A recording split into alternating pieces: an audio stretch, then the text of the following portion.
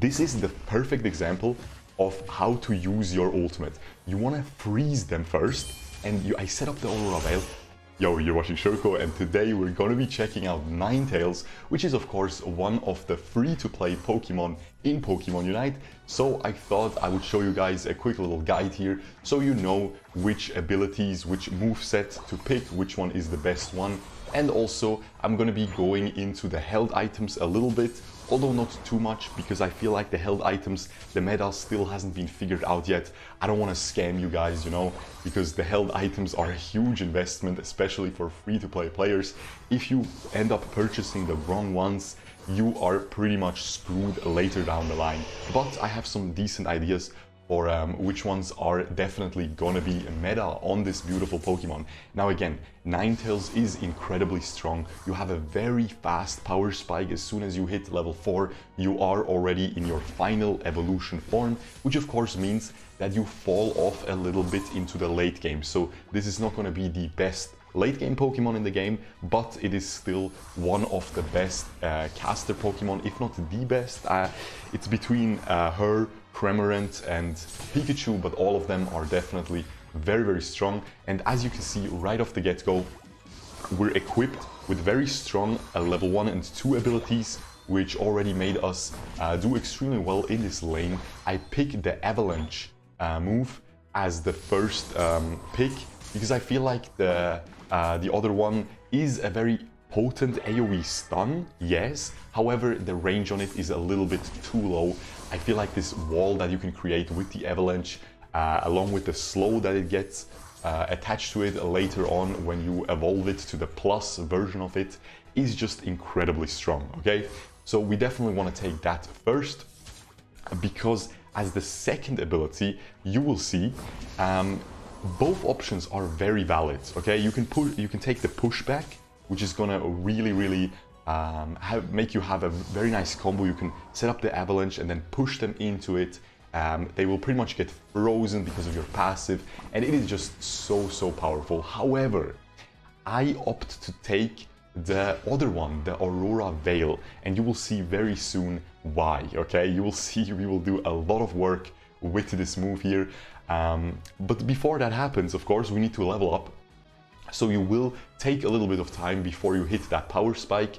Keep in mind, one thing that also makes Ninetales so incredibly strong early game is her passive, because it just makes basically every couple of seconds it will target one enemy around you. As you can see here, we're going for a quick rotation, which is also something that you should be doing all the time as a Ninetales, and we're able to clean up the enemies because they ended up overextending. Now we finally get the Auroa Veil, and yeah, you want to definitely, before I get into the explanation of Auroa Veil, you want to definitely rotate a lot as Ninetales.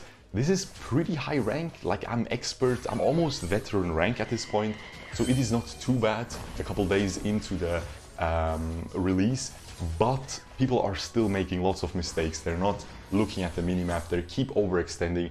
So Pokemon with lots of CC, like Ninetales possesses, you really want to rotate a lot between these lanes. Now again, let's get into that Auroa Veil. What it does is basically creates that AoE zone, which makes you, which reduces damage taken for you and all your allied Pokemon as well in it. So that is already really powerful. However, we take it because look at this. You can see all my basic attacks now are my evolved form, okay? So every third basic attack of Ninetales shoots that AoE attack, which freezes enemies. Well, it slows them and puts one of your free stacks on them. It's crazy how Ninetales has like 3 different passives, you know, the little AoE it creates, the free stacks, so you can freeze enemies every couple auto attacks and every couple abilities, and also this AoE auto attack. It's just absolutely crazy. And basically having your Auroa Veil while you're standing in it, keep shooting out those evolved basic attacks. It is just so powerful. You will deal so much AoE damage in team fights with it, and you will just freeze everyone constantly. And of course, we finally unlocked our Unite move, which is very important for this build, because your Unite move isn't that good, okay? This is not the best Unite move in the game, but if you use it properly, it can do a lot of damage, even late game. And the way to use it properly, if you didn't read it yet, it deals more damage when the enemy is frozen, when they're stunned by your passive. And as you can see, we're going to be using it here. He's frozen. I used it a little bit too late. See, I already made a mistake here. I used it too late. We didn't have to use it here. We definitely wasted it. But you'll see later on in the gameplay, we will have some better usages out of it, man. But yeah, you want to use it. Look at this. This is the perfect example why Auroa Veil is so strong. Not only am I gaining damage reduction, so I can actually go pretty close to the enemies without being too much in danger, but also we just AoE froze both of them there, and it was just absolutely powerful. Now here I believe I make a mistake because I end up overextending. I try to help this guy, but in the end I will just get taken down. Yeah, we will just get taken down by this Absol, but no biggie. Again, this Auroa Veil, I cannot stress enough how strong it is. And let's talk about the held items, okay? Usually, if you go for a normal mage build, if you don't take Auroa Veil, if you go, you know, for the burst build with the other ability on the ZR move, you should go for a full special attack setup. However, okay, so again, I'm not sure which items are going to be good yet, because you have stuff like Wise Glasses, which are probably gonna be meta 100% because they give you a percentage increase to your special attack. But then there's the other glasses item, which makes you stack special attack when you dunk, which seems good on paper, but maybe the meta will evolve into in the higher elos where people will basically just farm and people will get so good at defending so that you won't be able to dunk at all anymore. So these items will be terrible then, right? So I'm still holding off on purchasing any items or leveling them up because again, I just think it's too risky so far. What I definitely did upgrade though is a muscle band. And the muscle band makes you deal percentage damage of the enemy's maximum health with each auto attack. So you can imagine with this Auroa Veil, it just fits so well with this build because the muscle band also gives you attack speed, okay? So if you are playing a lot of junglers, I definitely recommend you to try to put your muscle band to level 10 or level 20 if you can, ideally. And that is probably one of the best items so far. People are also using the flow stone a lot. I feel like for someone that is gonna rotate a lot like Ninetales, it could be good with this auto attack build because it gives you physical attack, which isn't too good on Ninetales, but the move speed might just be really strong. I saw a lot of the rank 1, rank 2 and stuff, Ninetale players are using that a lot, the flow stone, to just rotate around. But again, that might go out of meta because we might end up with a very rigid lane meta where not a lot of people end up rotating because it might just get countered too much by the jungler just 1v3ing your duo mate that you're leaving alone while rotating to the top. So again, we're not sure yet, so I'm really holding off on the held item. Look at this. This was the fight. Let me just check it out again, okay? Let's just go back here.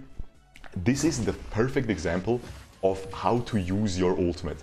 You want to freeze them first, and I set up the Auroa Veil. I put a lot of stacks onto them. I use the ult to get the not the damage reduction, to get the shield, and we end up completely blowing them out along with this Zera Aura. And here the ult did a lot of damage. I thought I froze them while I was playing them, while I was playing this, but I didn't even freeze them, I just noticed. So imagine, it deals so much more damage if you end up freezing the enemies.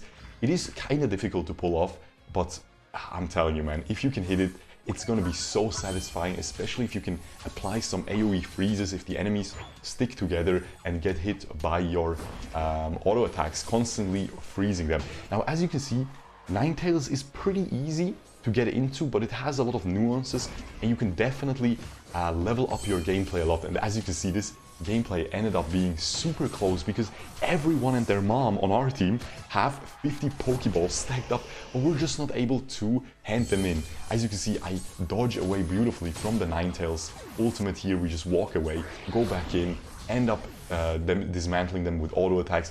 Now, as you can see, we reached the end game, and the little rabbit there, the Cinder Ace, just blew me out completely. I couldn't do anything there because, again, you're not gonna be a classical marksman. You're gonna get blasted in a 1v1 by a lot of assassins. You're gonna get blasted by a lot of, as you can see, we try to add it, but we're just not able to.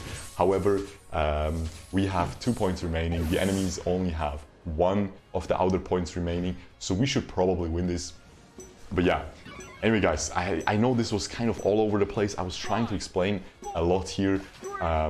If you want to really one-trick the Ninetales, I definitely recommend you to level up those wise glasses. They will definitely be good.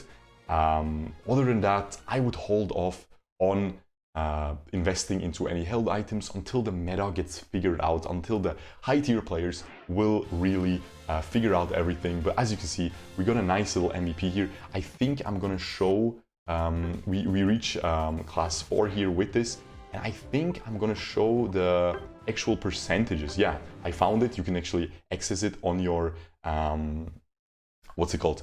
On your page, on your match history. You can access the damage dealt percentages. And as you can see, I was dealing 64,000 damage to enemy Pokemon. Meanwhile, the Cinderace was dealing 65,000.